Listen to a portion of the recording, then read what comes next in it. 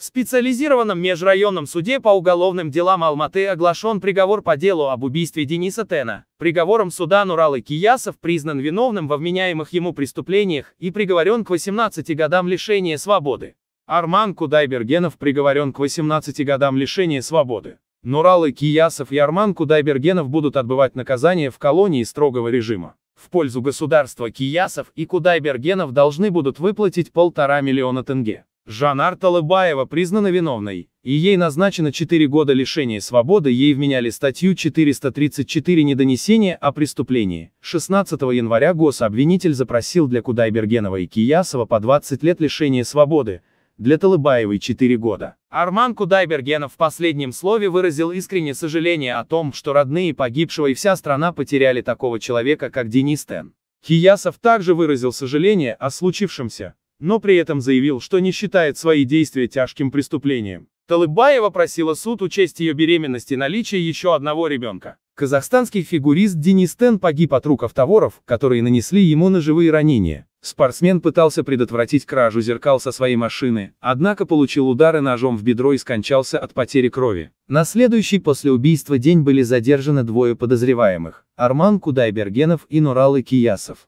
Еще через неделю задержали Жанар Талыбаеву.